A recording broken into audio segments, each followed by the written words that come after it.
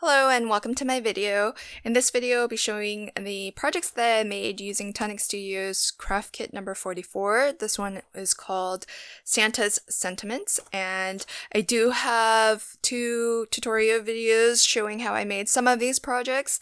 This first one is actually a little gift set, so it's a combination of little gift bags along with the tags that I made in this using this kit. So the first video that I have shows how I made each of these tags.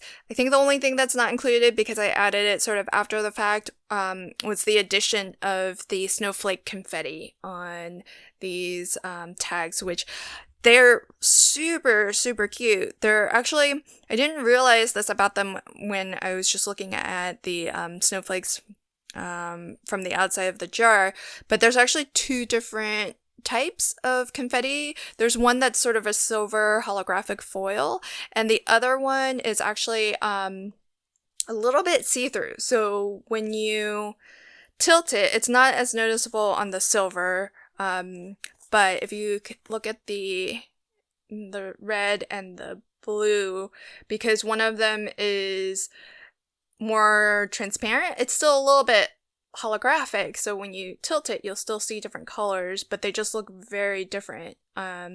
So really, really cool. Way more awesome than I originally noticed. So nice set of 5 gift tags and 5 gift bags. I did go outside the kit a little bit on these gift tags because I wanted to do a little foiling of the Merry and the word happy, because I wanted the smaller scale. There is a stamp in the craft kit that includes those words, but they're larger.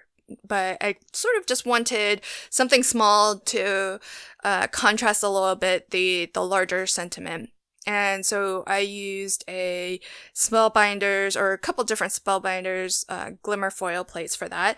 And then I also went outside the kit a little bit for the to and from stamp. This is from the Tonic magazine kit, issue number 9. It's the one with the pillow box. And it's perfect because it actually does the one stamp. We'll stamp both, including the lines, and it's the perfect width. So that worked out really, really well. So these are in a tutorial video, which I'll link to in this upper corner here, and I'll include a link to the in the description box below as well. And then I made 5 little gift bags as well. I don't have a tutorial video on these, but I'll probably be making more gift sets similar to this, and so I'll show how I made the gift bags and then how I make the gift box with the little divider, so that you can put sort of one thing on one side and then the gift bags on the other side. And for these, I'll just describe really briefly, because all I did was just use the We Are Memory Keepers gift bag punch board. And so this is really awesome. It makes very quick work of creating these little gift bags. I just made a few different alterations to the instructions that come with the punch board. So the first is just that I like to fold down the top of the bag so that you get a nice folded edge at the very top, but as well, it's just a little bit more reinforced where the holes are punched and the ribbon is kind of fed through. So that's one little alteration. The second is that I like to reinforce the bottom of the bag. So I just cut myself just a little piece of cardstock that is the just a little bit smaller than the bottom, and I glue that on the inside of the bag. So the bottom is actually a little bit more reinforced that way. And the last little modification is that I do fold the gift bag completely flat. That way it can fit into a little gift box like this. I think, the punch board assumes that you'll just use the gift bag as a gift bag right away, and so it doesn't really have instructions for folding it down, but it's pretty easy to do. So, so that's my first project, and I'm toying with the idea of doing sort of a Christmas in July series. So if I do that, I'll definitely be making more of these. So I'll definitely record a tutorial video on that. Then I also made a set of cards, and it's been a long time since I've actually flipped a kit because I skipped Tonic's Craft Kit 43 from last month, so I had a little bit of a break, and so it's nice to get back into doing my flip videos where I create at least one flat, one layered, one interactive, and one pop-up card. So this is my flat card, and this is using the craft card blank that did come in the kit. And I just really, this is such a simple card, but I really like how it turned out. It's not positioned exactly as I would like. If I had it to do over again, I would try to get the sentiment a little bit better centered within the circle. So I think next time what I'll do is stamp out my circular wreath sort of pattern and then stamp the sentiment so that I can really center it. But I did it the other way around where I stamped and heat embossed Merry Christmas first, and then I did the stamping all around it. And how I got this to be so perfectly spaced is I used the LDRS pirouette kind of wreath template, and it's really cool. It's more, you can do more than just wreaths. You can do an all over background pattern, you can do spiral patterns. It's really, really fun. I got it off of HSN, and I'm really excited to have been able to use it on this card. And then this is just one of the border stamps that comes in the kit, which I think is just super, super cute. So this is actually a completely flat card, which I don't do very often, but having the pirouette system is really nice because you can really create fun backgrounds and have a really interesting card, but not have to, really work very hard at it. It's surprisingly very easy to kind of get some nice patterns going. So really cool. Then onto some of my flat cards. So I do have 3 flat cards. And I made them in this mini slimline size, which I'm really beginning to like a lot. This might be my new favorite card size.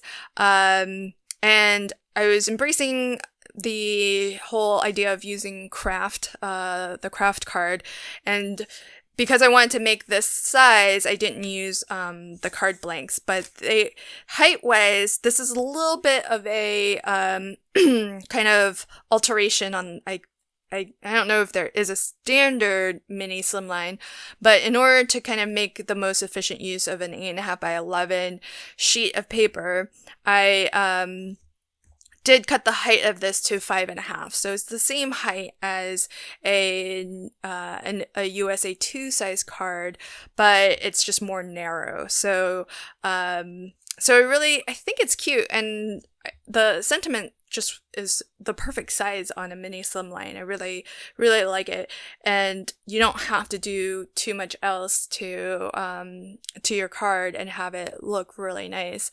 And these are the vintage straps. I think it's called Red Alert.